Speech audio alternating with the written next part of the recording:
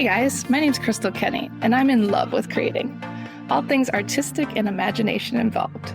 I'm an American girl who chased her creative dreams all the way to Paris, France, making a living using photography. This podcast takes you inside the stories of all the artsy folks I've met along the way and gives you that extra push to discover your creative gifts. The desire to create is deeply inside each and every one of us, and I give you the tools and inspiration to find a new way of living a more creative life. This is La Vie Creative, the podcast.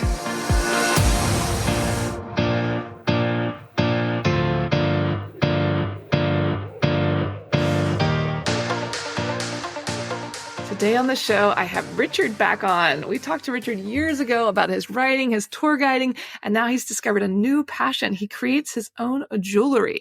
We talk all about his inspired designs and much more. So welcome back to the show, Richard. Hi, it's been a while, and I've been up to a lot of new things, so I'm excited to share all the new things I've been doing with you and the audience. Yeah, it's literally been years since we chatted on the show, and I'm so happy to share your new things. Oh, thanks. I think so. Was it before COVID? I don't even know. But anyway, well, I'm here. It's today. It's 2025, and here we are. Yes. So let's talk a little bit about this new chapter for you. You've now started designing jewelry. Tell us more. Well, it's a funny thing how it happened. Most of the creative things I've done in my life have come to me totally by accident. Were never planned. Most of them I had never had no knowledge or information how to do before I started doing them.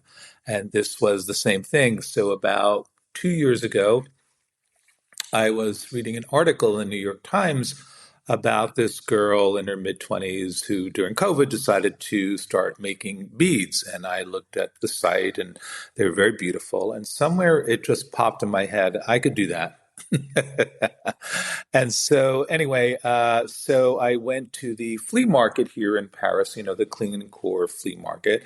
And there's this one woman in the Venaison market that has thousands of beads. She has all these bins of beads. And it's very funny. You take a cup and you fill the cup with the beads. It's very funny. So I just bought a whole bunch just like that. And then when I got home, I said, well, maybe I'll put this red one, the big red shiny one next to a little silver one, and then put a black and then put a white. And I lined them all up. And then I said, this is great, but there's only one problem. I don't know how to do this. I don't know where do you get the string? How do you put the clasp on? How do you, arrange the beads? And there's this lovely woman in the Marais here. When I do my tours, I take people shopping sometimes. And she has this wonderful jewelry boutique where she designs beautiful costume jewelry, mostly with colored stones and beads. And we're good friends, and I bring people there all the time. And I went to her and I said, can you show me how to do this? And she was very sweet. She taught me how to string the beads, how to clasp, all of that, and then even gave me some pointers about how to arrange the beads and in certain orders and things like that. So I would go to her store for about a month and a half, once a week, maybe for like 2 or 3 hours in the afternoon, and I pretty much learned. And then I was able to do it on my own. And then I went sort of crazy. So there's a bunch of bead stores near my house, and I'd go every week and see what they have new. And I started literally collecting thousands of beads, and I would just make them at night while I was watching TV. So I'd be watching binging a Netflix series like Emily in Paris, and I'd make a couple of necklaces and a bracelet, and all of a sudden I realized I had like over 200 pieces of jewelry. Wow! And I said, well, I've got to do something with it. I might as well sell it. So I set up a website earlier this year. I had some models. I've been doing shows in my apartment, like showings in my apartment. I went to New York. And so that's been really, really fun and very creative for me. Oh my goodness. I love this. You just reinvent yourself over and over again, from photography, food, tours. I mean, I love that you just jump right in. That's like a common denominator in the creative life. It's just like going for it. Yeah. And it's just, It's just kind of why not? And I get bored really easily, so I have to find something new to do all the time to keep my, I guess, my brain fresh or my creativity, whatever you want to call it. And so that it keeps me alive. And then it's also fun to get beads when I travel. So I've traveled to Egypt this year, and I went into this one shop and they had all these beautiful antique beads, and they also had like sphinxes and artifacts and things like that. And so that was really cool. And I was just in Bhutan and I found some cool beads there. So it's really fun to look for beads when I travel. And then I was just in Torino or Turin, Italy. And it just so happens that across the street from my hotel or my Airbnb, there was this amazing bead shop. And so I went kind of crazy. And so now I'll probably have like 300 pieces of jewelry soon. Wow. So talk So there's no about, stopping me. tell Yeah. us more about your designs. Like what inspires them, or how do you decide how to place Uh, them? So what happens is I'll go to whatever, I'll buy the beads. And then the other thing that I do that's a lot of fun too is I'll go to flea markets and buy old necklaces and bracelets and then take the beads or whatever, the pieces off of them and then redesign them. And that's really fun. So they'll add something else to them. And I really love doing that. So I go to all the flea markets here and then also, when I get them home, I'll just buy a whole bunch of beads because they're just attractive to me, and then I'll get them home, and then I'll experiment. So I'll go, okay, this wood one next to the shiny black one with silver or something like that, and I just experiment. I just kind of string them and then tweak them, and so that's kind of where it comes from. And so yeah, I love that. so It's so yeah, fun. It's just like yeah, following your yeah, intuition and just right, enjoying, the process of working with your hands. And how is this right. process different from your tours, for example? Because you give tours as well, but now you're really working with your hands. I really like it. There's something you're making something. I kind of like that. Like all of a sudden you have just a bunch of beads or whatever, and then all of a sudden like you have this beautiful necklace, and I go, wow, oh this is really neat. And I have a partner. His name is Vincent, and Vincent is an artist, and he was a creative director and a graphic designer and a very creative and visual person. And so I always get the last approval from him. I love that. So yeah, so it's very, it's great. So we'll be at home and I'll hold it up and I'll say, Vincent, what do you think? And he said, no, that looks great. Or then he'll say, no, there's something missing, or maybe you should add this or do that or whatever, But he kind of gets the last approval because he has a great eye, also. And so, and then just especially in the spring and summer when Paris is so beautiful with the flowers and the trees and the greenery out, and people are wearing color on the streets in their clothes. That also inspires me, And sometimes I'll see even art and take pictures of, say, certain colors that are in a painting and recreate that with the jewelry, and that's really fun. So again, it's just sort of inspiration just from I don't know everywhere. Yeah, Yeah, combining mediums and like right. you said in Paris, just the way people dress or a painting. I mean, how fun is that to turn Mhm. it into jewelry? Yeah, yeah. So that's been a lot of fun, and so and it's hard to resist buying all these beads. I think I have enough beads to make back another like 500 pieces of Oh, jewelry, but wow. that's a good thing. Yeah, so that's a good thing. So how has jewelry changed how you experience color and texture in the world? Well, it's interesting because see now I notice jewelry shops and people wearing jewelry all the time. I never used to really, whatever. I would see maybe a pretty piece of jewelry, but now, like, I look at people on the street, and then I'll be watching, say, a TV show. Like I just watched the new season of Emily in Paris, although half of it takes place in Rome. And I notice, oh my gosh, she's wearing a necklace like I designed, or maybe how could I get a piece of jewelry on one of their necks or whatever, on a bracelet or something like that. And so, and again, it's all it's all kind of instinctive. It's just whatever comes to me, whatever mixtures I make or whatever, you know, it's just, it's hard to, there's no way to pin it down. It's just instinct. Yeah. There's no formula. You know what I'm saying? I mean, there are certain designs that I do that kind of, how should I say, represent what I do, but I do small jewelry, I do big jewelry, I do so many different materials. And so it's just a very open canvas for me. And so, which I like. And so, What surprised you most about working with your hands? um, hmm. I always thought I was sort of clumsy with my hands. I mean, I don't know whether I told you this in the last interview or not, but I was a chef and a caterer in New York. So that was absolutely working with my hands all the time. And so, see, it's funny because I don't really paint or draw or anything like that. So there's something about, again, doing something with your hands. Like I said, I can't paint or draw, but I can create jewelry now. And Yeah, it's a so, totally different yeah, feeling and, like you said, different yeah, instincts than storytelling or photography, for example. So it's yeah, just using a different part of your brain, really. yeah.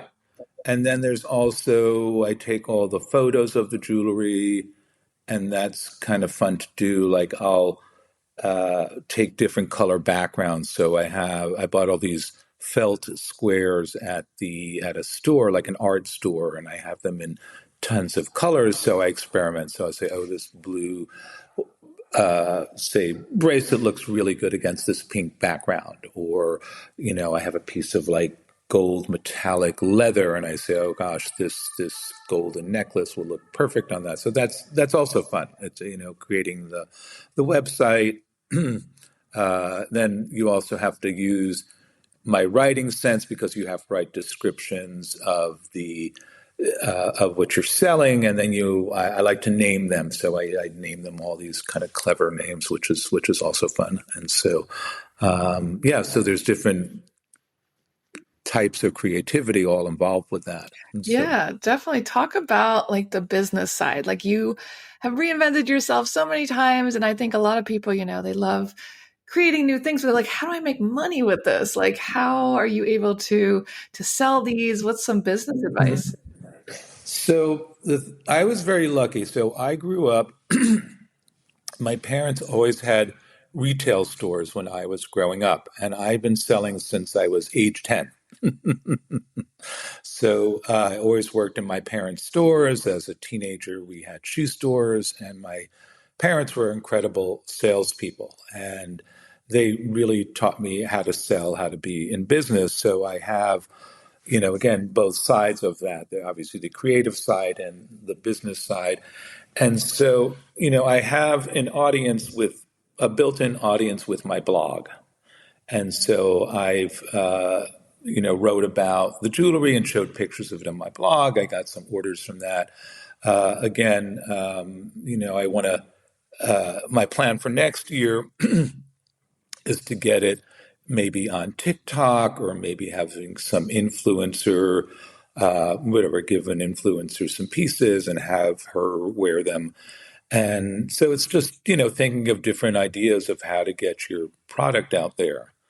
And so, and then I've been doing private showings in my apartment, so little like jewelry parties. And then a friend of mine made me a jewelry party in New York City. So a bunch of her friends came and my friends came. So to me, it's starting small like that and then building it. Definitely using the Yeah. resources you already have.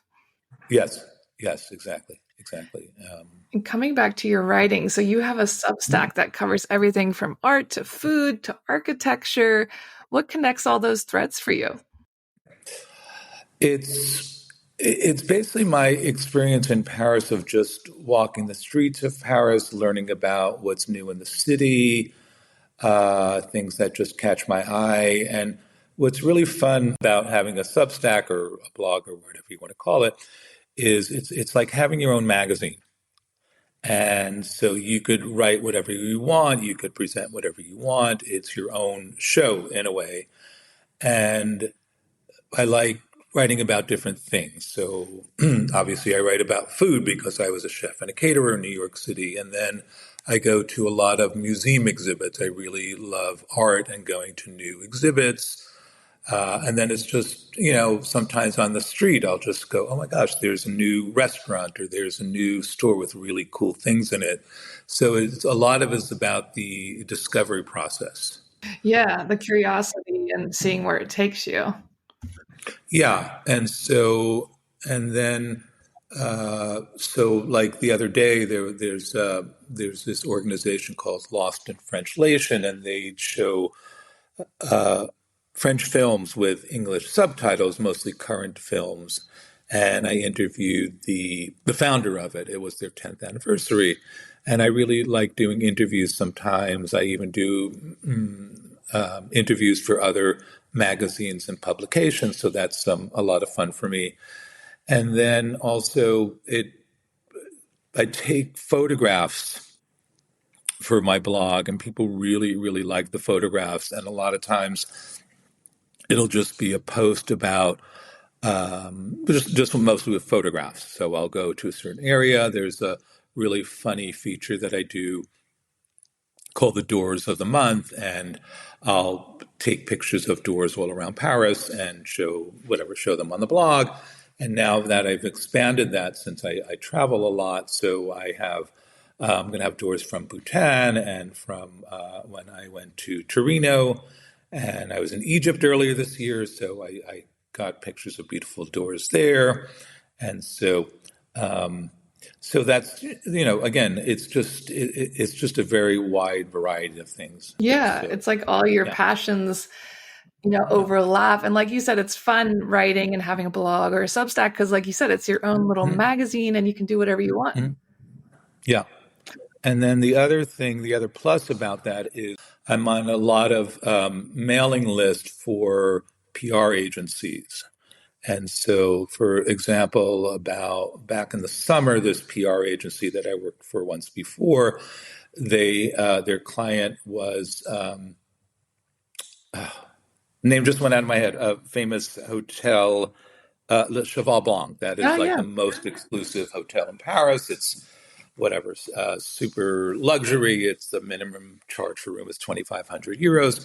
And they were doing this summer pop up bar and outside lounge, not so much a lounge, a cocktail bar on the roof of the hotel. And it's on like the eighth floor. So you see amazing views of the city. And they have really nice cocktails and wine and food. And so they invited me to come experience that. And then I wrote about it, and that was really fun.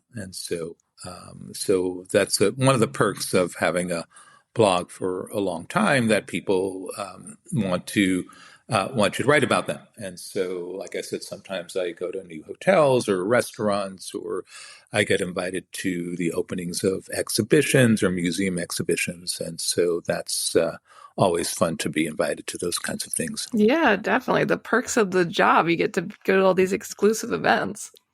Right. And I have to have fun for a living. Like I have to go do fun things. That's my job. That sounds And so, great. so yeah, somebody has to do it. Somebody has to do the legwork. Somebody has to go taste all the pastries and macaroons and all of that to find out what the best is to tell my clients. I always say. And so, but there is a downside. It's weight gain. Yeah, I think So that's the job hazard. I have to go try these new, like I said, pastries to write about, and then it shows up on my waistline a few days later. But anyway, the price you pay. that's right. Right. For my loyal readers, the sacrifices I make, the weight I gain. I know, you're such a good guy. So, Yes. how has writing regularly sharpened your ability to see? Um, hmm. That's an interesting question. It's funny. I'm not a great note taker. So, So a lot of times it's just by memory and by photos. That's what informs my writing. So I'll go someplace and have, say, whatever, go to pastry shop and I'll taste something or I'll take pictures of the place. And then the pictures will inform my writing. Because, like I said, I'm not this great note taker. Even in school, I was never a great note taker. And um, so I hope that answers your question. I'm not sure, but Yeah, definitely. No, the yeah. pictures take you back. And like you said, Mhm. you don't have to be taking notes as you're doing it. It can be like you go back to that Mhm. moment with your photos. Yeah. Yeah. And how do you stay inspired without chasing trends? Oh, interesting. I think I mean, part of it is trends. Like you kind of it's more noticing trends than so. Like a couple of years ago, I remember there's food trends, and so I remember all of a sudden everybody was making babka. Okay, so that was the big food trend. So I would go try different babkas, and now in the last 2 years, panettone, that Italian. Uh, it's like an Italian fruitcake. I'm sure everybody knows what it comes in these big boxes. And now it seems like every pastry shop in Paris is doing some version of that. So that's one thing I notice is here in Paris when how should I say, one store, one brand does something, everybody copies it. So, and same thing in fashion. So, uh, this year I'm not so sure what the big trend was, but like a few years ago, it was white sneakers, and every Parisian was wearing these like Stan Smith white sneakers. Yeah. And then 2 years later, something else comes along, and so, but you see it just everywhere. Like every shop you go in will have some form of the white sneakers or the Panettone or things like that. So in one way, it's how should I say that it is trending, but the other side of it is it gets a little boring then because then everybody is eating or wearing the same thing, and then there's doesn't make any room for individuality. Yeah, yeah, you see that over Yeah, and over again. Like I remember the bagels, like 14 years ago, everyone was doing bagels, the baguette, yeah, and then the white sneakers. I was like, oh gosh, Paris is so dirty. How's everyone wearing these white shoes? It's funny about the panettone because my husband's Italian and he just right. brought some back from Italy, and I call it Mhm. the bread. I'm like, what do you want to do with that bread? He's like, it's not bread, it's panettone. It's Panettone, right, I'm like, right. it's like sweet Toasted, bread. yeah. It's not I mean, I like it, but it's not like my favorite. I have a lot of other pastries and things that I like better. But again, it's just really big here. I went into the Bon Marché a few weeks ago, and they have all the Christmas stuff. And the whole front of the food department they must have 20 varieties of panettone. And so, but Yeah, it's definitely trending yeah, this year. And yeah, so, what does Paris continue to give you from a creative aspect after nearly 20 years? there's just always, there's just always something new. There's always something unexpected. Um, again, walking down the street, seeing something new, or exploring a new neighborhood that I might have not have seen before. It's traveling in France. It's going to explore. France is really big, and there's still many places I've not been in France yet. So again, there's always something for me to do. There's just always new stuff. Even like the museums, there's I think something like 100 museums in Paris, and I try and see most of the exhibitions. And even then, I miss things sometimes because there's so much out there, especially culturally. It's amazing how much culture there is in this city between museums and music and concerts and poetry readings and opera and dance. And even if I was retired, I probably couldn't go to half the things that I would want to go to. That's how much culture there is in this city. So that is really an amazing thing. Yeah, And it's a so, great problem yeah, to have. And where do you yeah. find most of your things going on in the city? I mean, I feel like it would be so nice if there's just like one website telling us, okay, go see this music, go see this art, go see this stand up. Is there like certain websites you go to find out things? Yeah, there's Time Out is really good, and I'm on their mailing list, so I get 2 or 3 times a week mailings from them. And then there's some. Let me see where else.